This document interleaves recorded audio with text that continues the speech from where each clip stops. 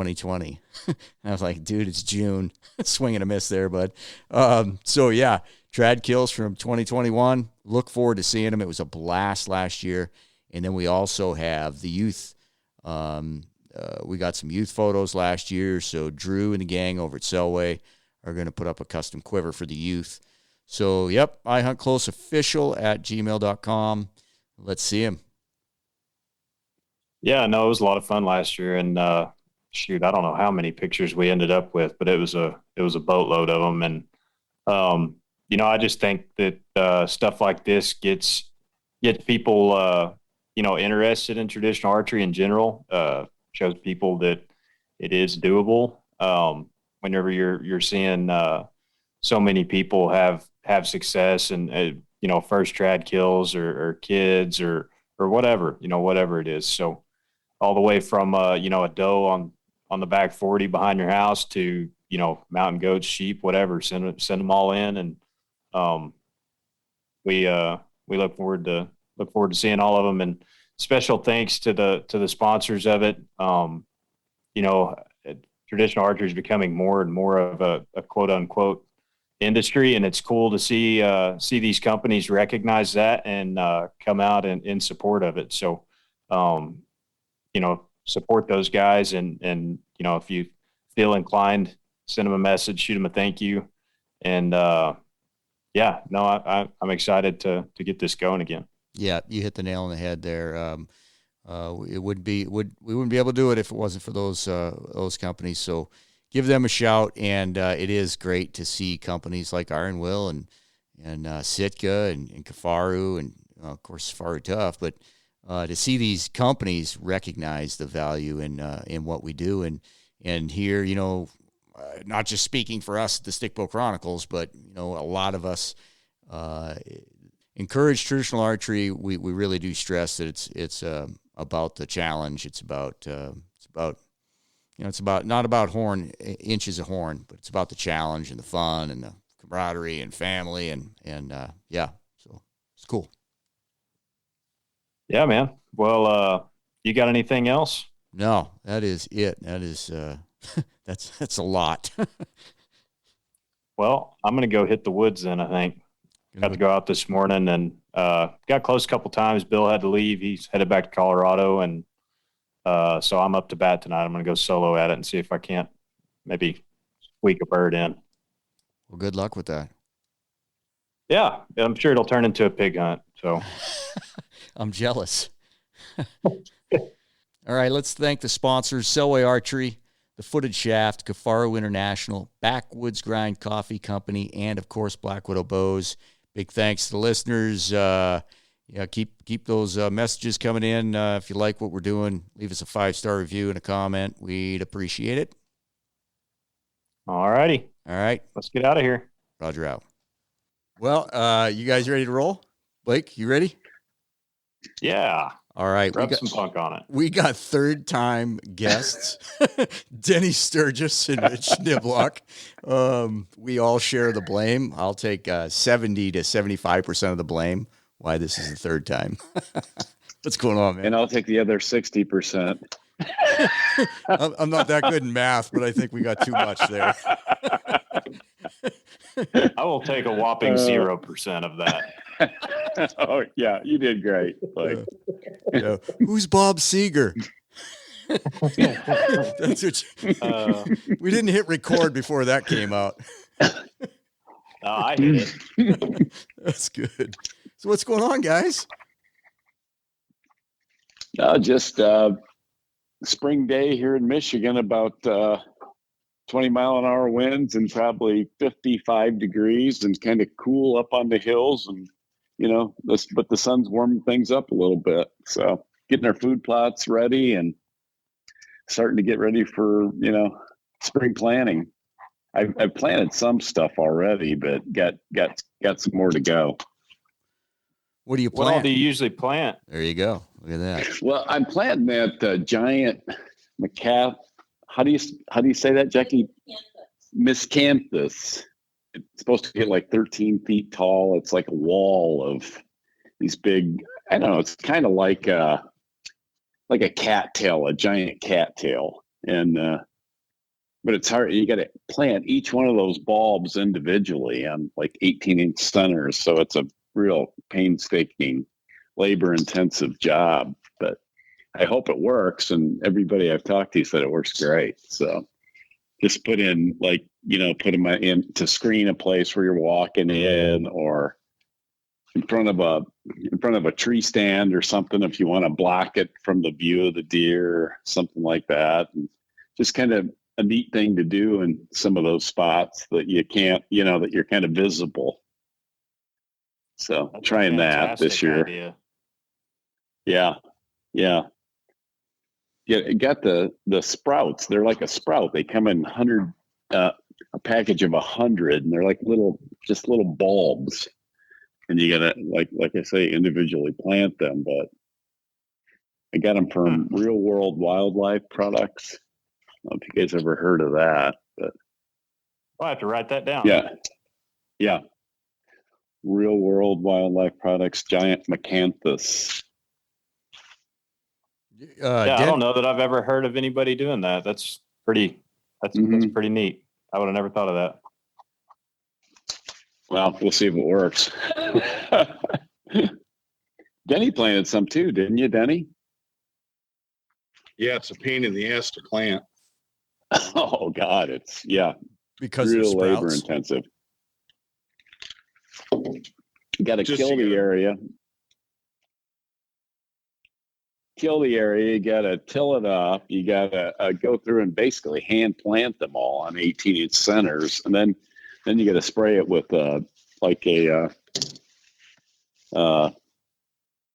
atrazine or some type of atrazine to kill the broadleaf that competes with it. And then it's like a 2-year deal. I mean, it comes up some the first year supposedly, and then the second year it should be at full height.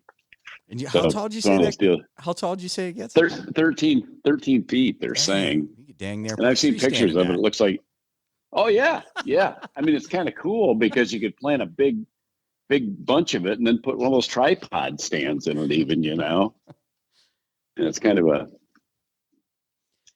So you guys, so Denny and Rich, you guys are partners in the traditional vision quest, right? Right. Yes. How long you guys been doing that? Tell us what you got going on there, what the plans for the future, where you guys started. Well, Daryl Keydort and I started with it in the late 90s, and then Randy Cooling bought him out 4 or 5 years ago, and then Rich recently bought Randy out, and we came out with some arrows working with Three Rivers Archery in Easton. They're a white fronted Easton axis with an extra special hard finish on them, and still doing the downloads on the shooting videos and hunting videos, and we're talking about doing one more Masters here when this COVID crap gets over. Who would be on the next Masters? Probably going to have to feature my wife because she's been killing everything around for a while, but it'll be mostly on hunting, and we've got a lot of hunting tips between us, and hoping to get Aaron Snyder Cooling back and go heavy on the hunting. Oh, that'd be cool. That'd be really cool. Those arrows you guys came out with, the Easton with their white shaft. I was curious, did that change the weight of the shaft at all? I don't think so. I think it's maybe a little less than the Axis traditionals because the paint weighs less than that wood grain, but I think they're just a tiny bit more than a regular Axis. But super, super tough finish. The only way I've seen to hurt it is if you shoot it into metal. If something scrapes it, you can gouge it off. But other than that, very durable. Yeah. Cool. Now, go ahead, Blake. You're leaning in there. I was just going to say, that's one of the, I'm a big proponent of the 204 ID shafts, and that's certainly a great option for people. And I would imagine that white coating, anytime you put anything on the outside of it, that's probably makes the arrow more durable too, just in general. Anytime you can add anything to it. So I've actually got some laying behind me. I've played around with them, and great arrow. Oh, good deal. Yeah, those Axis with a collar on them, like even when I was just epoxying an aluminum shaft on the front of them, those things are tanks. I mean, they are probably one of the most durable arrows I've shot. Yeah, they're bulletproof. Yeah. So, like I said, we did this. This is the third time, and I really liked the story. You guys, tell us like how you guys met, how long you've been hunting together. I mean, that's pretty amazing. It's pretty cool.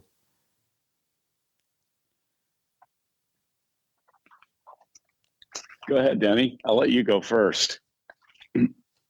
Well, we met probably 1970. Shot bows together. Yep. Went on our first out-of-state hunting trip with my dad and Rich's mentor, Marv Niblock, in 1973, and shot our first. Marv Papke. Geez, go ahead, take it over. They're still friends. Keep going, Denny.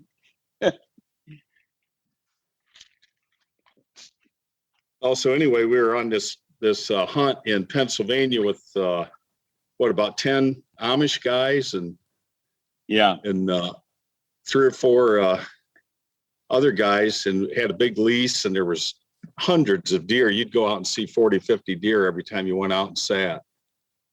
And after a few arrows shot, I actually killed the deer. I was considering getting back down out of the stand because I was running low on arrows, and actually hit one, and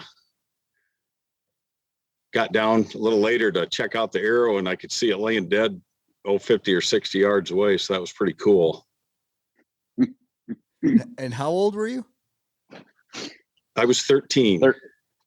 Yeah. And what was your bow? What were you shooting for a bow? Bear Magnesium Takedown, of course. They're back famous again now. Yeah, they are. What was your arrow? Aluminum? 24 SRT 1818 with a Bear razor head on the front of it. Nice. And that was your first deer with a bow? Yep. Were you were in a tree stand, or it was like a homemade tree stand, or? Yeah, it was some boards nailed up in a tree. They called it the Anthill tree stand. And in fact, Rich shot his first deer out of it a couple days later, maybe the next day or 2 days later. I think it was 2 days later. Yeah, I sat in the anthill stand and got that giant 3-inch spike. But I couldn't have been happier. So you guys were in the camp. Were you the only kids in the camp of adults? Yeah, we were the youngest guys there. I was 15. Denny was 13. The Amish guys were probably ranged in age from 18 to 25 or so. Younger Amish guys, and one guy brought them all out there. A guy by the name of Johnny Miller, guy that we hung with and was friends with our mentors, Denny's dad, Big Denny, and Gary Smith, Marv Papke, Gary Morris. Am I forgetting anybody, Denny? But anyways, so it was just a large group of guys, 14, 15 guys went out there, and God, there was deer everywhere. I mean, it was just a mecca for deer. Pennsylvania was back then. And sure, great time. Unforgettable time for, impressionable guys like us. So, were the adults surprised when you guys, shot something like Denny? When did they expect it? Or were they like, holy crap, the kid got one? I don't know. You shoot enough arrows, you're bound to hit something sooner or later. Yeah, Denny's dad was not easy on Denny either. Big Denny was never easy on you, was he? No, I blame him for my target panic for sure. In fact, that's where Denny got the nickname. I think your dad wrote down Champ. We were shooting an outdoor range, like 28 target range. And Big Denny wrote down Champ. And I looked at it and I said, who's Chump?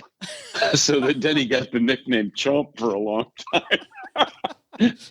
Nobody calls you that anymore, do they, Denny? Just my dad. It was a classic, yeah. Oh, man. So Denny, when you shot that deer, right? Did you know, had you got anything before, or like you just jumped down and start whacking on the thing? Or? No, I got down and went over, and I mean, it was awesome. And I sat on it waiting for someone to show up, and I kept getting higher and higher. Finally, the sun was out. Finally, someone showed up, and those deer were full of alfalfa. In that country, you had to be careful when you gutted them out. Smitty blew one right up and just coated his face with green.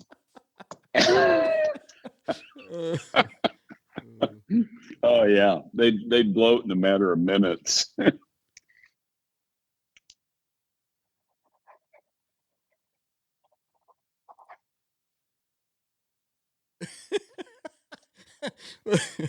I'm looking at Blake. When he leans in, I usually okay, he's going to say something. That was a false swing, dude. I was about to, and I started drawing a blank about that. No, I was going to ask you, so the stands were set up, built in there year after year. Were they on like funnels?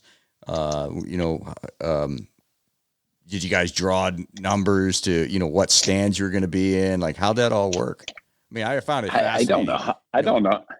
Yeah, I don't know how it worked. I mean, we just kind of ended up at certain spots, didn't we, Denny? I don't know whether our peers kind of told them where we'd sit, and they kind of went off in different directions. Everybody kind of had their own spots they liked, and I think we were left with whatever was left, it seemed like. But they were all good spots. I mean, there wasn't really a spot that you could go that wasn't good in Pennsylvania at that time. Yeah, the anthill, I didn't know it at the time, but it was on a saddle. Remember how that ridge came down, and there was a flat spot on the side of the mountain, and that they were coming around that, coming up out of the field to go back and bed on the mountain. That I didn't know it at the time. And then we did a lot of deer drives there too. So we'd hunt morning and evening, but in the afternoon we usually put on a big drive, and you could empty your quiver if you weren't careful. So they're driving deer, and you guys are, I guess I never really thought about that. You're driving deer and you're shooting them with a bow. That's just in escape routes then. No, he probably killed as many driving as we did sitting in stands, don't you think, Denny? I mean, killed several every year on drives. So 7 guys that get in a line, you go through these big wood lots, and everybody kind of get in a line and look at each other, and somebody give the signal, we were going to go at a certain time, and 7 guys would be on the other side of the wood lot, and we just start barking like a dog and bark and walk through the wood lot. And a lot of times the drivers would get shots even, and then the standing guys would always get shooting, seemed like. So it was great fun. So what were you shooting, Rich? I was shooting a 50-pound Kodiak Hunter the first time I went to Pennsylvania. So did you have to politely ask the deer to stop running? No, we shot. Yeah, we were shooting. What a time to be in archery. And I'm not even going to call it traditional archery, right? But in the 70s in Michigan, yeah, man, that was like ground zero, right? Oh yeah, definitely. 70s were the beginning of the 70s. Hardly anybody bow hunted in the Michigan, lower Michigan, anyways. I mean, some guys kind of went middle of the state and hunted a little bit, but we were just starting to get back into the deer in the late 60s, early 70s here in southern Michigan. And well, one year, I think it was 1969, our friend Gary Morris was the only guy in White Pigeon, which is a town right between where Denny and I live, to buy an archery license for deer.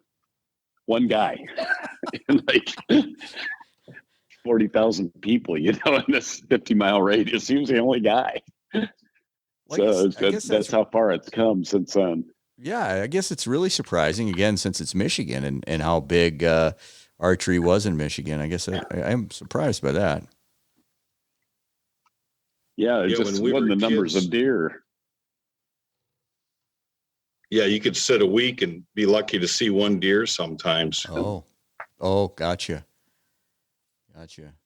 So then were you guys running around with flinging arrows at small game? Were you guys bow fishing or just chasing girls?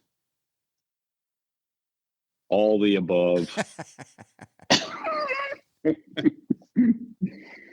Yeah, we shot a lot of rabbits. There was a lot of rabbit hunting going on back then. Rabbit, duck, that type of thing. But yeah, as far as archery for deer, it just was getting started in the early 70s in southern Michigan, and there wasn't many deer. The first season I think the first season, wasn't it, Denny? And wasn't it in 65 or something? We decided.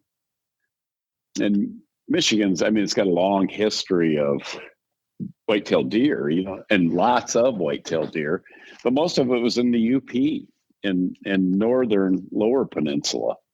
There were tons of deer, but southern Michigan hardly had any until, later in the late 50s when they transplanted a bunch of them from the UP down to here. And that kind of started I think in all of southern Michigan and northern Indiana, it started the deer herd down here. And y'all are both still in Michigan, correct? Yes. Am I wrong there? Yes. No, we're both in Michigan. Go ahead, bud. Just going to say the deer hunting in lower Michigan, not to blow it up on a podcast, but it's gotten pretty dadgum good, hasn't it? Are you kidding? There's a lot of deer, not a lot of mature deer. I wouldn't say make it. There's a lot of gun hunting. It's tougher with the bow and arrow all the time, it seems like. They get to rifle hunt during the rut? Oh, yeah. November 15th, our gun season opened. That's a traditional opener, and it started back in the 1930s or something in the UP. And it's still that. It's traditional all through the whole state up until right now. November 15th is the opening of gun season. Yeah. And that's the peak of the rut, basically. It's tough to break tradition. I see that in some of our seasons in Idaho. The game manager will say, they know that's the right thing to do is to move it, but they're not willing to do the right thing for the blowback, Oh, that's right. I think everybody's afraid to change anything, where it really would be the best thing, southern Michigan, if they made it like the opening gun season, like December 1st after the rut. So the mature bucks would get a chance to breed and, and it would really help our deer herd, but they refused to do it. So we're stuck with what we got. So a lot of the listeners know Denny and like his exploits all over, hunting dangerous game and stuff. I've seen some of your pictures, your whitetail pictures. You can't overestimate your success with whitetails. But have you hunted? You guys hunted together overseas or on any other continents for some different critters? Yeah, we hunted South America together and numerous times to Africa.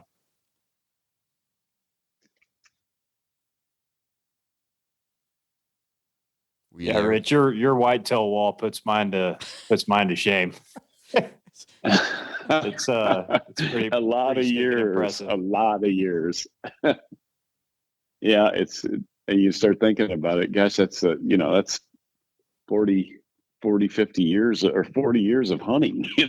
40 years of hunting right there, and you don't realize it sneaks up on you. But that's how fast it happens. But great trip along the way, you know. So do you mainly hunt Michigan for whitetails, or do you hunt out of state some, or kind of bounce around a little bit?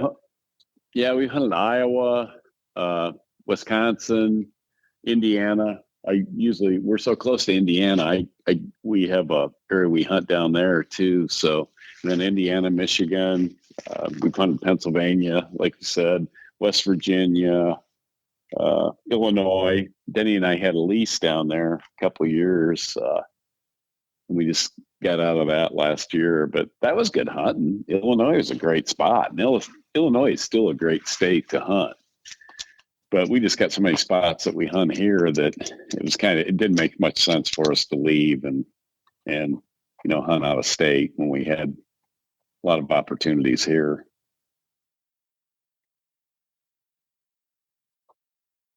Well, lay it on us. How many, what's the, if you could have one deer that kind of sticks out to you, what would be the one? Go ahead, Denny. Oh, probably one of my favorite ones is a buck from Illinois. It's an 11 point, and I saw it like 4 or 5 times, and just, man, it's like, if only that thing would come by me. And I kept seeing this little ridge way back in the woods, and it seemed like every time I saw a big buck back in there, it would go up and stand on this little ridge. And the last day of bow season in Illinois, I put moved my stand, put it there, and thought, I'm going to hunt there no matter what the wind set there all day. And it was just breaking daylight, and here this thing coming right straight for me. And it was head on all the way, head on, stop like 3 feet from the base of my tree. And I'm like, don't shoot it straight down, let it go by. Because, the one lung catastrophe thing, I don't like shooting straight down. And all of a sudden that thing tipped its head straight up and looked me right in the eye. And I'm bent over with my longbow, and I'm about ready to shit my pants. I mean, it's intense. And the thing's eyes get big, and I'm like, oh, he's going to blow. And he didn't. He like took 2 steps backwards and then just kind of like acted like he was sneaking away. And as soon as his head went behind a tree, I drew my bow back as fast as I could and shot and spined him. And then I missed him the first time. I was shaking so bad that I got another one in him. And, but he grossed 164 and had like 20.5-inch inside spread. Just a beautiful, beautiful buck. Wow. Rich, what about you? Oh God, probably the one that sticks out the most recent one, because I'm getting so old, that's the only ones I can remember, was Chase and my son Chase are walking back to go hunting one night. He got off work and he said, I'm going to get off. I want to go hunting with you. I said, well, it's going to be a northeast wind. And I got a favorite northeast wind spot. It's kind of a funnel spot where the wind just blows out over a marsh, and it's perfect because the deer are coming out in the feed in these ag fields, and they can't wind you. On a northeast wind, they can't wind you. And so it was perfect set up for that. But by the time Chase said, well, I'm going to get off about 5 o'clock. I said, well, I was going to go out about 4:30. He goes, just wait for me. So it's like early in October. So I wait for him, and he gets there. And by the time he gets here, the wind's kind of funky. It's just a kind of a dead wind, kind of dead calm almost. And so we're walking back in the field, and he goes, where are you going? I said, well, I'm going to go back to my northeast wind spot. And he goes, God, I've never sit in that stand on a northeast wind. And he said, where am I supposed to go? So we got this ladder stand that nobody likes to sit in. It's over along the edge, kind of up on the hill. And he, I said, I thought you'd sit there. He goes, why don't you let me hunt in the northeast wind stand? Come on. So I thought, well, it's time. Changing of the guards, let old Chase sit there in the northeast wind stand. And he'll do real well. And I'll go sit in the old shitty ladder stand, So that's kind of what happened. I went and sit there, and I wasn't in there 15, 20 minutes. All of a sudden we get this one deer that we've seen for years. We nicknamed him Old One Eye because he got his eye gouged out. He was like a 6.5-year-old deer, and not a huge buck, but he was heavy, gnarly, and just, and he got his eye gouged out the year before, and he grew a third antler out of the side of his head, kind of coming down about 8 inches. But he came right straight up the hill with another buck right after I got in there, and kind of was looking out in this clover field where I was sitting and getting ready to walk out there. And shit, I thought I'm going to get a shot at this guy. And finally comes up, and the 6-point walks right out in the field, and he decides to skirt it and go out around. I drew on him like 3 or 4 times, and finally got clear of a bunch of trees that were right there. And I center punched him and ran off. And I saw him go down this little ravine and never come out, so I knew he was dead. So I texted Chase, and I said, I just killed old One Eye. Chase goes, "You're shitting me. Come on." Don't call me like that. I'm sitting in the northeast wind stand tonight, you know. I said, "Yeah, I got him."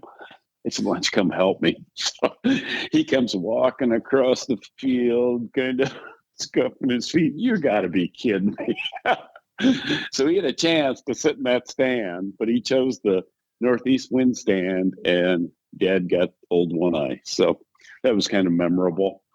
He'll never forget it, I know. What did that score? 165. Nice. He's a real nice, heavy deer. Had like 8.5-inch brows, double fork brows, and not long points, but real heavy all the way out. And then had an 8.5-inch point coming out the side of his head. He was all shredded up. I mean, I think he got locked up with another buck the year before, because he had like puncture wounds all through his neck that kind of, looked like you could tell where had another horn had been. I think he almost died in a locked up fight, but he must have got loose somehow. Yeah, long brow tines and mass. That's what gets me excited. All the rest of it's not that important to me. Yeah, he's got the big brow tines. Yeah, that shitty stand, they call it the shit stand now, but how many big bucks have you guys killed or missed or almost killed out of that? Well, Chase killed, I think it's 4 or 5 years later, after old One Eye killed 170. What was that, 171 that he killed? That 14 point that he killed out of there, typical 14 point. And I just don't think that was a real old deer. I wished it could have lived a little longer, but in Michigan they don't, But didn't he pick up on that big 8-point too? It come right through and he didn't get a shot. Oh yeah, missed it. Yeah, right blank. Yeah. Well, he never got a shot at it. It came right by him, right out of that stand. Never killed him. But he walked right by that stand. He was coming out and kind of walked right under it and never got a shot. And then he screwed up on him in that back box blind with my brother Steve. Yeah, tell Uncle that story. Giggles, we call him. Yeah, that's a good one. So Steve's sitting back there with Chase. He said, Steve had killed a buck or something. He goes, "I'll just go hunt with you tonight, Chase, if you don't mind." Chase goes, "Yeah, I'm going back to this box blind we got in the back." So Steve goes with him to the back, and they're sitting there, and out comes this big 8-point that Chase almost got the year before. We put a one of those rubbing posts and a mock scrape up there, and coming right for it, and comes right in. And Chase, I've been sitting with Chase before when he's getting ready to shoot, and he starts breathing real hard. So Uncle Steve was with him, my brother, and Steve thought that was just hysterical. Chase started kind of like that. So you know how you do when you're getting ready to shoot something, your breathing increases. Steve said he started laughing and could not stop laughing. He was trying to keep it in. And Chase was saying, "Shut up, damn it, shut up." Yeah. and Chase is breathing hard, and the buck's coming, and all of a sudden it gets to that mock scrape and starts rubbing his antlers on this oak branch that we put there. And Steve said he said he couldn't help it. He couldn't stop laughing. And Chase shot through the screen on the box blind and just barely nicked its back. He swore he'd kill Steve. He said fact, he said, I want to have a, what do you call that? A celebration of life that you have for someone that passes away. He wants to have a celebration of death when Steve goes. That's thus funny. Steve got the name Uncle Giggles. No, there's a deer hanging in my office here that me and my dad got in a pretty big argument over. Talked about had that 171 that Chase shot that you'd like to see it get another year. And oh me God, and my dad, yeah, me and my dad had the same conversation. I said, well, he'll get about a year in the freezer if he walks under me, and he didn't like that answer. And that deer was probably mid 170s. I ended up killing him 2 years after that, but just funny story. Oh yeah. Oh yeah. Yeah. Always, whenever you see a dead deer, you think, God, what would he have been next year? You know, I just don't think it was an old deer. I think it was like a 3.5-year-old deer. I really think Michigan has potential to be as good a state as any state in the union for whitetails if they just managed it differently. Start the gun season December 1st, 1 buck instead of 2. You know, those type things would help immensely. Yeah, we're hunting a place right now it's a big ranch, but they lease out several different parts of it, and I mean, just top tier genetics. It didn't get hunted for years, and then all of a sudden it's got a bunch of people in there, and it's it's got the potential to just be world class type deer hunting. And unless they knock back some of the numbers, because our gun season here opens November 1st usually and runs through the middle of January. So that's a tough time. Yeah, because when's the rut start there, Blake? Is that like later? Probably. No, it's about the same. Middle of November, November 13th. Middle of November. Okay. Mm-hmm. Well, I'm up in I'm in North Texas, so it's more like the Midwest than it is what you would generally think of Texas. Yeah, right. More trees and less brush country and that type of thing. Yeah. There's a lot more ag than there would be kind of down south. There's a lot of oaks and pecans and big draws and canyons and things like that. So it's not just flat mesquite country like what most people think of. And the deer aren't the tiny little Labrador sized deer. They're not as big as the ones y'all got up there, but they're kind of in between. Yeah, these deer we got up here, I think a lot of them are genetically, they're from the UP, where they live trapped them so many years ago and brought them in here. And I think they're just a bigger, healthier deer, but still they succumb to the EHD. And now we're getting some kind of hoof rot thing that has been happening the last few years, which is scary too. I don't know what that is caused from, but they few have been found dead from that. So we're concerned about that a little bit. Do you guys have any experience with that? We've had no problems with EHD and no problems with gosh, I just went blank. CWD. Oh, CWD. Yeah. Good. No, that's a good deal. We've had zero issues with that down here. I don't know really why that is, but no issues at all. What's a deer up there typically dress out at, field dress? A nice buck, 200 pounds dressed. Some more. I've killed some 235 dressed out, and that's wild. 180 to 230, I'd say, for a big mature buck. Depending on what time of year, if you kill them early, they weigh about 15 to 20% more than during the peak of the rut, when they're run down. Right. Yeah. Down here, it's 160 to, 180, 185 pounds. We've killed one buck that dressed 206, and but down here, that's unheard of. Oh, that's unheard of. Huge. Yeah. I mean, that's a big deer for here. So that's kind of that. Well, and he was kind of a short, squatty thing. He had a 23-inch neck in the beginning of October. If you can believe that. Wow.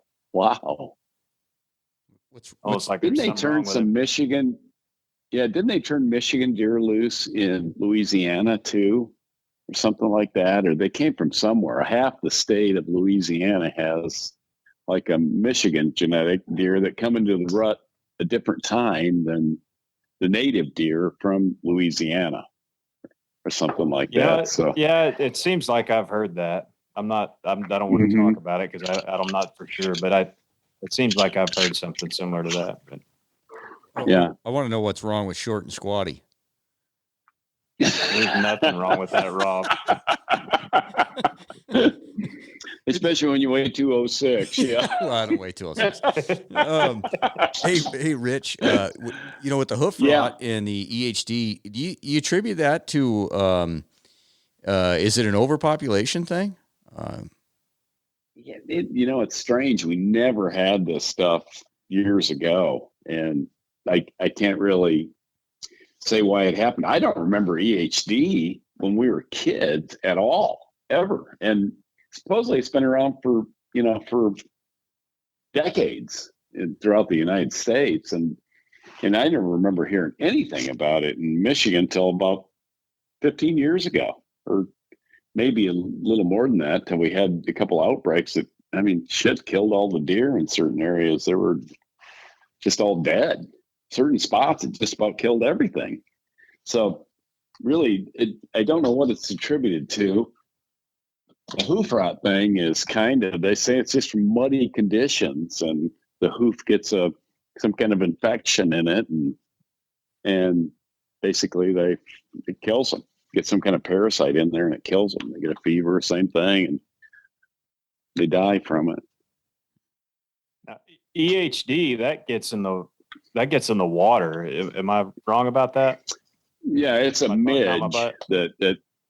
Yeah, no, you're exactly right. It's a midge that basically when the water gets low, so it's wet and then it's dry, and the water recedes, and then you've got a muddy spot before you get to the water.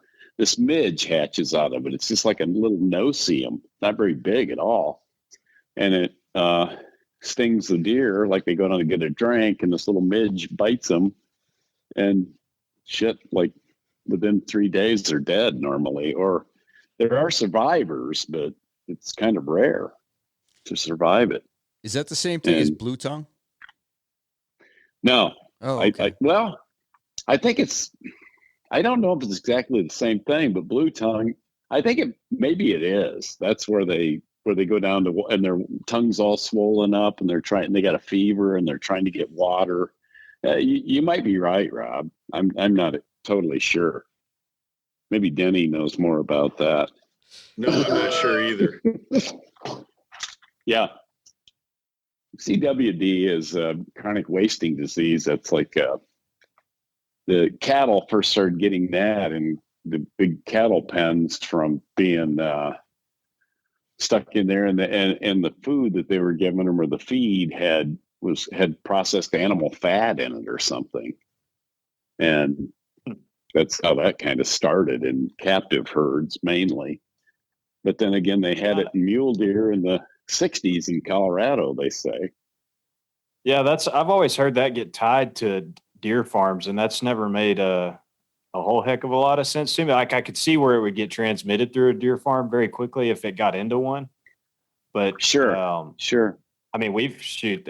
Texas, not necessarily in my area, but down in like the hill country in South Texas, there's deer farms down there, like cattle farms everywhere. And right. No CWD issues. And then you hear about it in Colorado, and shit, there's not a high fence anywhere in Colorado that I know of anyway.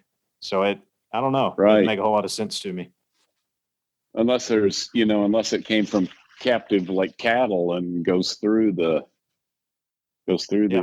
other animals, I don't know. Yeah, it's kind of strange. We don't understand it either. Yeah, I've just always heard it kind of get blamed on deer farms, and that always kind of makes my antennas go up. Not necessarily that I'm pro deer farm or anything like that, but because we've got a bunch of them down here, and have never had any issues. So I don't know. Yeah. What the answer is there. Mm-hmm. Switching gears a little bit, Rich, you ever enter any of your whitetails in Pope and Young? No, I never have. You Never score have. them all, though. I just kind of got to right? score them all. Yeah. Score them all. And then they're just kind of sitting here and we look at them and never really found the desire to do that, I guess. So just, you know, a trophy is in your own mind, I guess. Oh, yeah, absolutely. No, I'm with you there. But you have any idea? Do you recall how many Pope and Young or how many deer would qualify for Pope and Young you have? No, gross wise, you know, I probably got 25 or so that would be Pope and Young. Yeah, it's funny. I haven't ever entered any either because I don't know. I don't want to know what the net is on some of mine. Yeah. That's nets are for fishing, right? Yeah, that's right. I've got one buck in here that grosses. Yeah, I haven't had somebody who he's kind of a special deer. I need to have somebody look at him and tell me. There's a couple of kind of borderline calls on how you would score him, but somewhere between 160 and 165, and I bet he nets about 85. Yeah, just one side's so different than the other side, but God, I like the character. I really we love character here. Yeah, exactly. That's the same way we are here. We just he's got an 11-inch main beam or 12-inch main beam on one side, and he's over 24 inches on the other side on his main beam, and he's about 13 inches wide. Grows straight up on one side, and just a goofball, but cool deer. God, I'd love to see a picture of him. It sounds like a neat one. I'll send it to you. Yeah, do that. Was he injured on one side or something, you think? Yeah, actually, it's the same deer I was. Yeah, he was actually the same deer I was talking to y'all about earlier that me and my dad got in an argument over. He was normal, 2 years before I shot him. And I mean, he was well over 170, and his right side, he had I bet his second and third mass measurements were probably 8 inches, and that's probably being pretty conservative.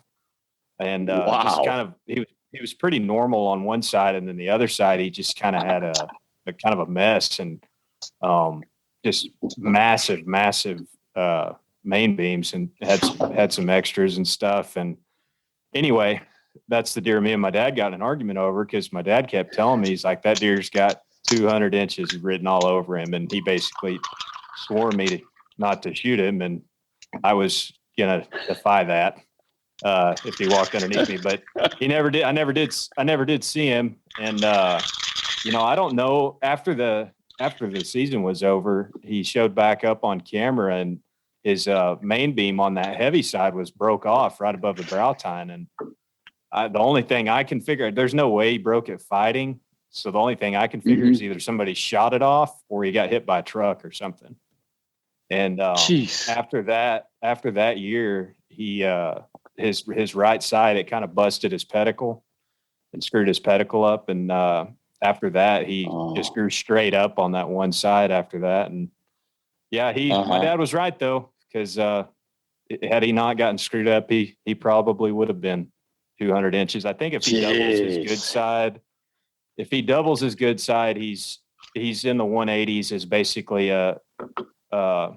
he's probably just shy of 180 as a typical 10. And then he's got some extras on that side that would push him over 180. And his right side was way better than his left, which is the one he's got left. So he'd have been bumping it anyway, pretty close to it. So kind of a shame, but he's cool. Awesome deer. We had a lot of history with him. I've got a shed off of him when he was a 2-year-old, and shot him when he was 7 when I shot him. So just it's one of those deer. It really doesn't matter what he scores. We got a lot of history with him, and he's certainly unique. I'll have to send you a picture of him.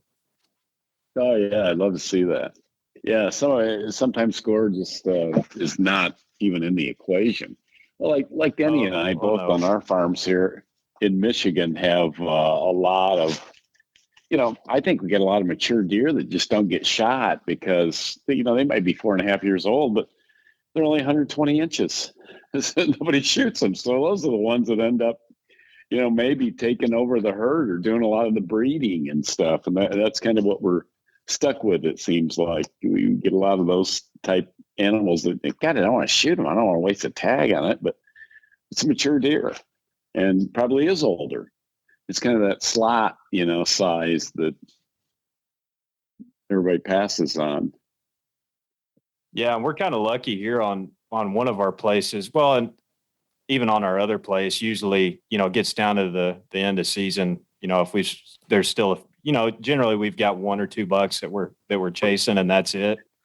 And so, we get one of those killed early on, and we'll kind of everybody else will kind of team up and try and do some thinning on those type deer. But you talk about deer management, and it's easy to kind of to sit here and talk about people shooting young deer and stuff like that. And I want to make sure not to sound snooty about anything, because it's all dependent on your whatever situation you're in. If you're hunting public land where you might not see a deer, but once every 2 weeks, obviously you got to kind of take what's given to you. But if you're in a good situation and you can be a little bit pickier and improve the herd dynamics a little bit and have let some of those bucks walk and get old, that's good for everybody. Yeah, exactly. So I know. Go ahead. I'm sorry, Rich. Oh, I was just going to say, I know in 1973, if you were waiting for a Pope and Young whitetail in Pennsylvania, you would have waited a lifetime because there weren't any. Well, the biggest deer you'd see there would be 80 inches. So that was a mature buck. What was stoking you guys' fire in 1970? For getting into bow hunting. You didn't have a lot of deer around there. Let's see, was Bowhunter magazine just coming out then? What was the catalyst? Or was it Fred Bear? I mean, what was the driving force there? I think it was our mentors, basically bow hunting and going out to Pennsylvania every year. They'd go up north, they'd go to Wisconsin, maybe up around Tomahawk, Wisconsin, and hunt. And we just hanging around those guys, and that's something we wanted to do. That was the coolest thing and the greatest way to hunt, we thought. And that's why we both took to it so easily and so readily. So I was going to ask you earlier though. So talk about your tactics. You guys are both super successful, whitetail killers, and you're hunting several different states. Talk a little bit about how you approach a piece of ground and what your favorite, are you hunting, are you, using scents or, calls, are you just into stand placement? Talk a little bit about that if you would. Denny, I'll let you have the floor. Go ahead.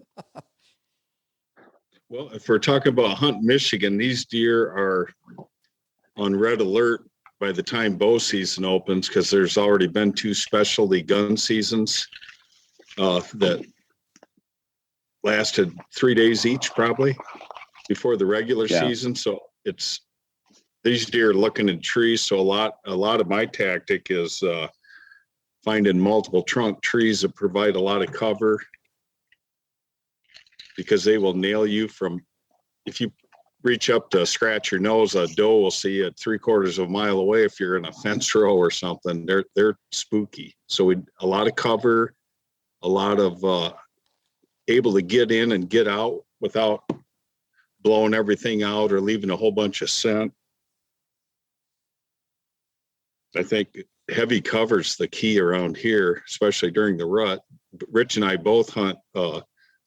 Some of our best spots are like in the woods. There's a hollow and there's a bunch of brush down in it. Like in Indiana place I hunted, a storm had went through and it jackknifed a bunch of trees, and it was just a mess down in this hollow. And it was probably only 3 acres, 4 acres, but it was busted trees and grapevines and raspberry briar bushes. And when 1st of November, I had 3 stands on the edges of this thing, and those bucks would just run cruise that top on the down, mostly on the downwind side, because they knew there was a doe in there. And a lot of times they'd be coming right towards you and they'd see one down in there, something, run down in and then start chasing them, and they'd run around the edge. But that hunting that super heavy, thick cover that no one bothers them all year long, having that available, and then hunting it when the wind's right and hunting smart, having that tree where the wind's blowing away from it, they don't know you're in there. Rich has killed a bunch of deer on water holes. And I have too. My wife and I have had a lot of good luck on water holes, small water holes that are in or right on the edge of real heavy cover, because the deer drink a lot more than you think they would. How many big deer have you shot on water holes, Richard? He called you Richard. It's getting serious. He must be taking a dump or something. We lose. Sorry, I was on mute. Yeah, I'm fine. That's my wife calls me when she's mad at me. She's smiling. So not mad right now, but yeah, probably $5 or $6, on big bucks on water holes. Just, during the peak of the rut or November 1st, they're out chasing does, or, 1st to the 15th there. And then, you just sit next to a water hole, wind's right, and you're going to have action. You're going to have some action. Just sit it out and wait, and it's going to happen. Yeah. And like Denny said about the deer will rut in the thickest spot in the whole woods every year, every time. So what I did in my woods, it was kind of an open woods, really, when I bought this place back in the 90s, I think. But I took kind of low spots on my ground, and there were not great trees, not great lumber, and I just went and cut trees. I didn't hinge cut, so to speak, because these are big, big silver maple and larger, beech trees and that type of thing that wasn't really a great value lumber. I just cut them and let them drop, and left the stump there so the saplings will grow out of that. And I made some fantastic, rut cover. Basically, the does will bed in there, the bucks will cruise it, and then set your stands around it. Put them in places that you want them to be, and where you can hunt it with the wind in your favor, and that ends up being a real gold mine. Yeah, hunting them on water is something that's never even been on my radar for whitetails much, to be honest. And that may be something that I kind of explore a little bit next few years. That's never really something I've thought too much about. You hear about people hunting water for, desert mule deer or things like that, but it's never been on my radar much. Rich or Denny, either one, have y'all heard of somebody told me this once, to soften the edges around your food plots? Are y'all following me on that? If it's super thick around your food plots, super thick timber, to go in and go in and trim it up and cut some of the underbrush out, 20, 30 yards deep into the timber, so that the deer don't feel like that they're going from super thick cover into the wide open all at once. It's kind of a slow transition from thick to kind of open to open, then to your food plot. Yeah. You ever heard of that? Yeah.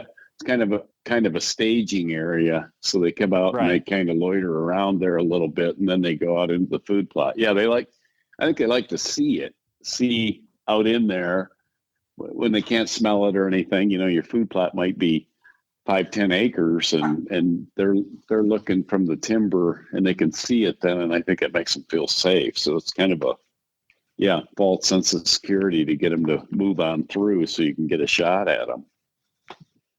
Yeah, and I just after that guy told me, that's been years ago, but you start paying attention, and how many times have you seen a big buck just lock up right at the edge of the thick stuff and kind of look around and not feel comfortable and just turn around and go right back the way he came. So made a whole lot of sense to me to, give them a spot where they can kind of get into and see and just kind of transition transition from that super thick stuff into the open. Makes them feel a little bit more comfortable, it seems like, to me anyway. Yeah, that's exactly what old One Eye did. He locked up, he wasn't coming through. The little guy kind of went through, the guy he was running with, but he just kind of wanted to skirt it and go around. That's when I shot him, so exactly. Yeah. If you're hunting out on the edge and they won't come through, then it's not doing you much good. You got to be either back in a ways, or you got to make it so they want to transition into that and they can kind of see and smell a little bit and think everything's okay, and they'll come through to feed in the food plot. Yeah, no, this has been a lot of good discussion. What do y'all do? And this is kind of turning into a whitetail heavy podcast, just because that's what I like, and both of y'all killed a pile of them. But as far as like scent control, do y'all do any kind of scent control? Do you wash your clothes, or do you keep it pretty minimal and just try and play the wind? I'm sure that's pretty situational, but.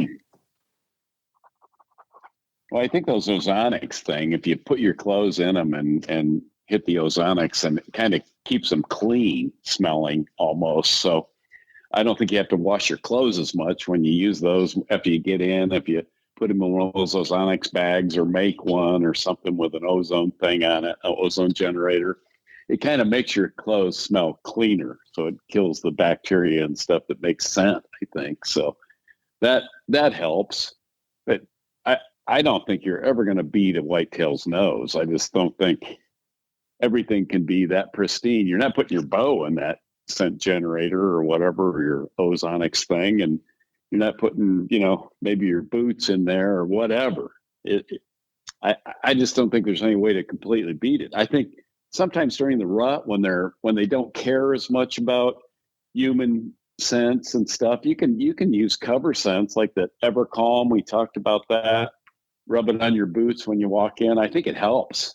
I really do think it helps, but at certain times. So you might as well try everything you can, because they're just tough critters to hunt. Denny, where you fall on that?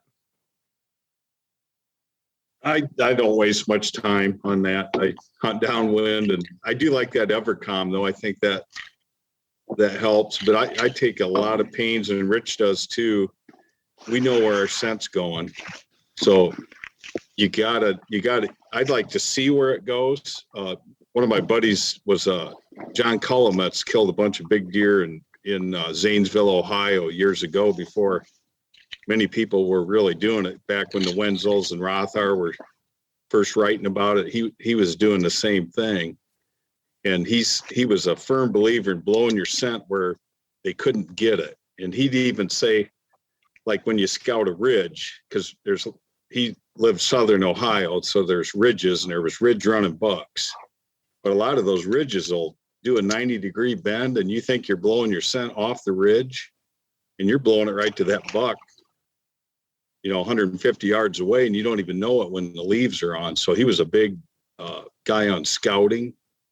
And I think I shared where he shot his first big buck on our failed podcast. The farmer kept telling him there was a big buck. He saw this big buck in a finger field that went.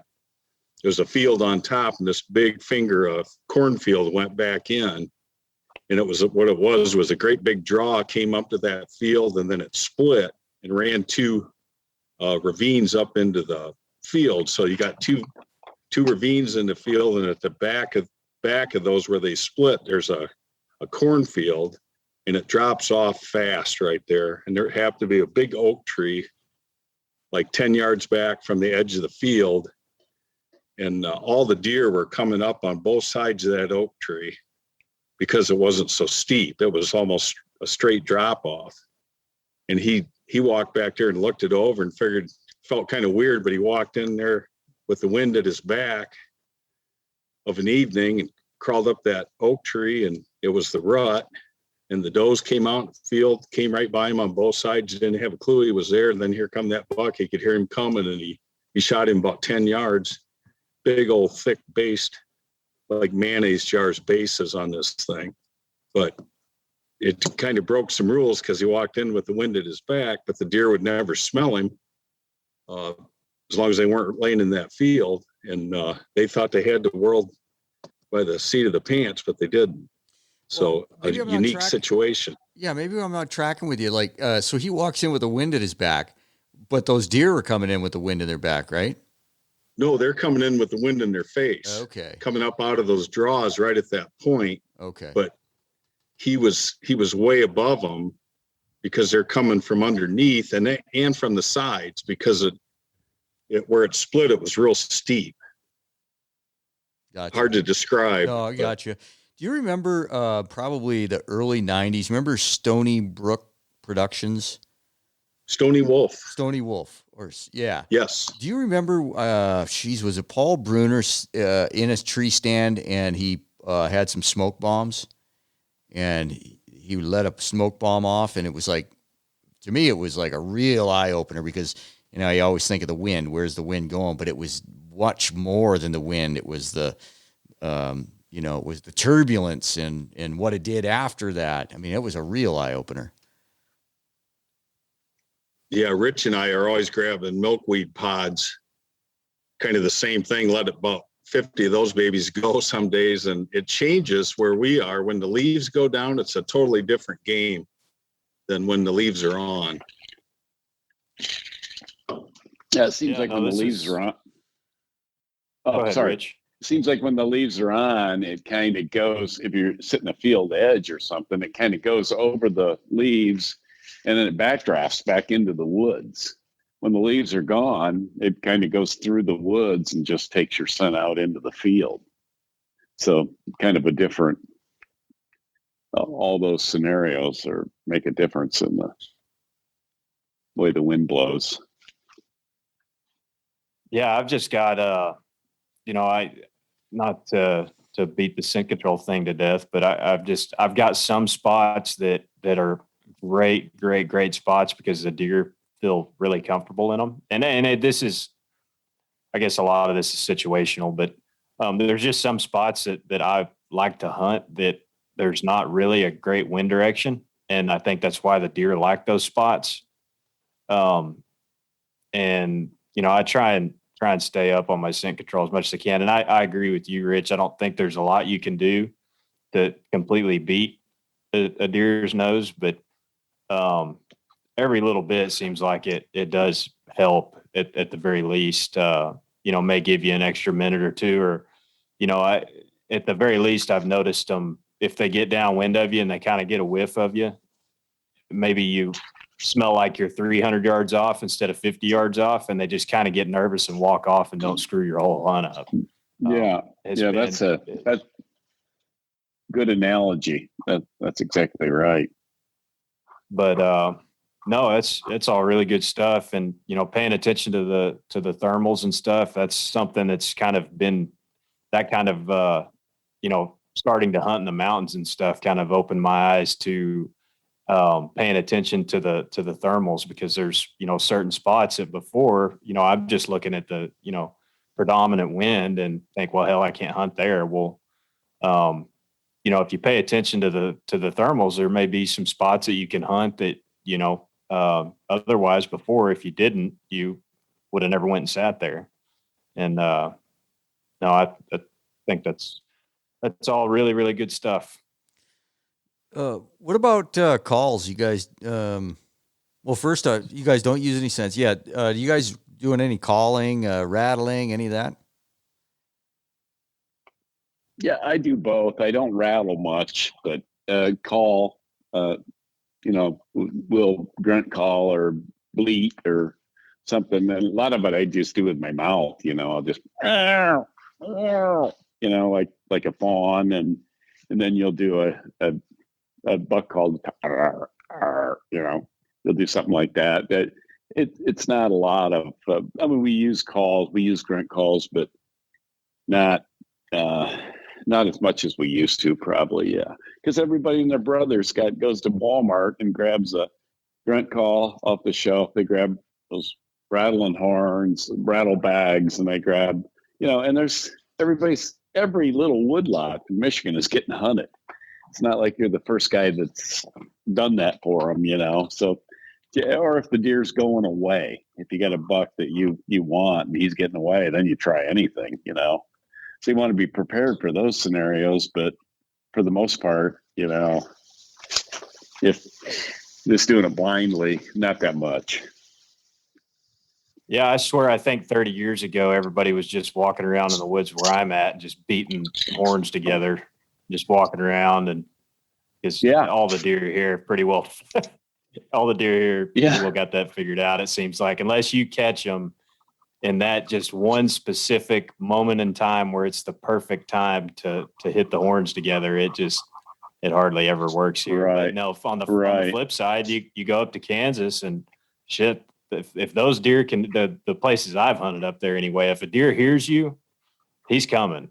If it's, the right time of year, it's funny down here. You can beat them until your arms want to fall off, and you pretty much just rattling in a little 1.5-year-old deer for the most part. Yeah. Same thing you do here is when you're tickling horns, you're going to bring in the 1.5s and maybe a 2.5 occasionally, What about stands? What are you guys using for stands? Using Lone Wolf, and we got a bunch of old ones that we, were the Paul Bruner stand, the Screaming Eagle, and replicas of that since they quit making them. A lot of those, and they're sturdy, durable, and we've hunted in them for decades. It seems like now, and that type stand. And you got to be as big as Denny to lug them things around. That's a lot of steel. Oh yeah, we need Denny to help lug them around. That's for sure. Well, Denny was nice enough to come over the other day and help me take my stands down for the year. That was fantastic. That was great. 2 guys doing it instead of none or one. So that was fun. We talked a little bit about the Screaming Eagle stands the last time we tried to do this. We call it a failed podcast now, on the failed podcast. Yeah, those things are, that's some steel, man. That's my buddy still has one. And I threatened to go in there with a hacksaw and cut it out because it's pretty dangerous. It's lived far past its prime. Remember Paul Bruner did that advertisement with a guy in the Screaming Eagle and a Volkswagen winched up the tree on the Screaming Eagle tree stand while the guy's sitting in it. Do you guys remember that? I do remember the car hanging. Who was somebody in the car or the tree stand? I thought there was a guy in the tree stand too. Maybe I'm wrong, but it's been a lot of years. But yeah, he had a Volkswagen. I think it might have been Paul. Yeah, I had a Volkswagen. Had a Volkswagen bug hanging there. Yeah. I'm a big ladder stand guy where it's applicable. I just the big ladder stands, not the little dinky cheap ones, but the ones with the big platforms on them and the comfy seats. And I like hunting out of ladder stands when I can, as much as possible. Yeah, I agree. The ladder stands, we found if you got multi-trunk trees, they're really nice. If you got them just kind of sticking out in space, it's really hard to brush them in good enough around here in Michigan anyways. Those deer will spot them 200 yards away. You have a doe come out to feed and look at that thing, and all of a sudden she's walking over towards you. Oh, God, you're about to get busted, You've got everything's got to be brushed in tremendously around here, around these parts. Yeah, that's where I like them. But hell, I've got a couple of ladder stands that are up that I've got both bottom rungs taken out of them. It's just the top rung and the seat. They're about 8 foot off the ground, but the trees are they're short and really stubby and brushy, and they've got branches and limbs going everywhere. And you can get that thing in there and just kind of wedge it in there, and you've got a good backdrop. Oh. You don't have to be very high. Just right. Put that thing in there. It's Perfect. not good for the wind. Perfect. You're real close to the ground, and you got to be real careful about your wind hunting that low, but it works good. Better not having a stand at all. Yeah, we've noticed that some of our stands, we've lowered them over the years, not only because we're old and scared, but I think you're better off sometimes being lower for cover like you say, the wind might get you, but shot angles. Yeah, shot angles are great too. I hate hunting, much over 15 foot if I don't have to, because it makes for some pretty crappy shot angles. So the lower I can get, the better, just for me. Some of those ladder stand seats, I'm going to go after Rich and I were talking about it when we were taking them down. They're huge black seats. And when you're sitting there with your thumb up your ass and you're not paying attention, trying to flip that thing up out of the way, it is a huge black hole that's going to catch eyes. I'm going to go back and paint all mine on the bottom with flat paint. It's crazy not to. Yeah, and you want to grease those things up good before season. Some of the ones that we leave up year round, they get pretty squeaky after a while. You got to go around and make sure and get all the squeaks out of them before deer season. Yeah, right. Gene Wenzel always carried a thing of vegetable oil with him. Doesn't smell like WD-40 or something, and you can squeeze it where you need it, and no scent, and so you're not spooking everything off with some extra scent. But they do get rusty, and we leave ours up a lot. Those chain on ones, just unchain them and leave them loose, and then you don't have to pack the thing in and make your arms look like a gorilla, according to Rob. Well, what a pro tip is that? I've never heard that about the vegetable. That's a heck of an idea. Huh. What are you drawing, Rich? Oh, how'd you know it was me?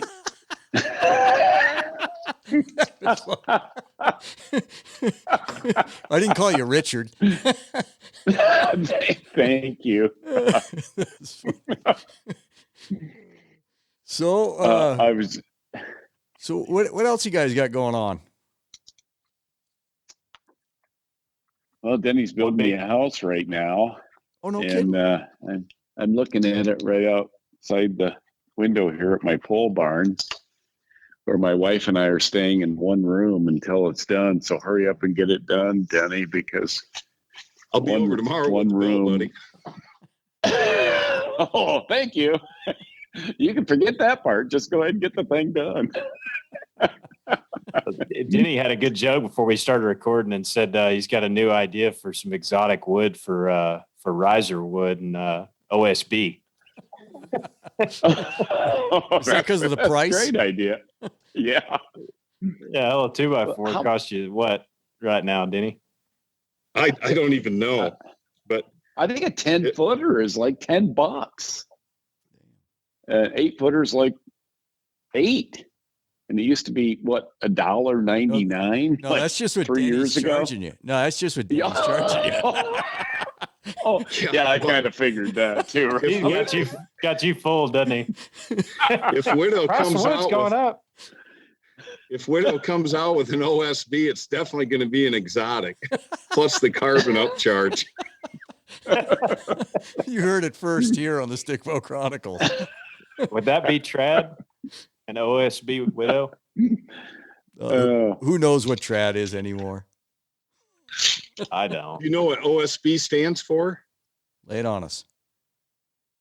Oriented Strand Board. Oh. Nice. That sounds fancy. That's a fancy word for chips and glue. All going one way. Multi-directional. Look at it. They're oriented. I'm sure I'll forget that as soon as we hang up. You'll have it written out on your bill.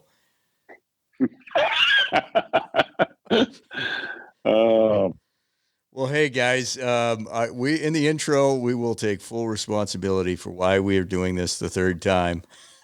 But thank you guys for your patience.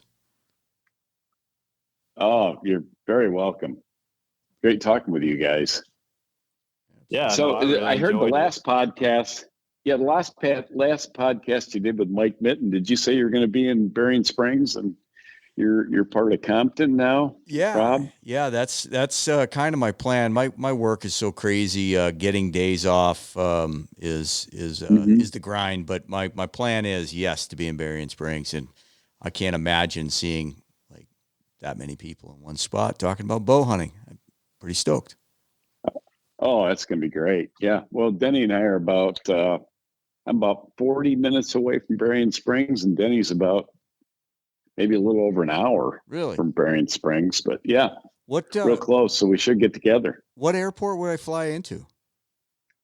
South Bend, probably. South Bend, Indiana Oh, really? Okay. would be, or Kalamazoo. Either one of those two. South Bend would probably be closer. Yeah.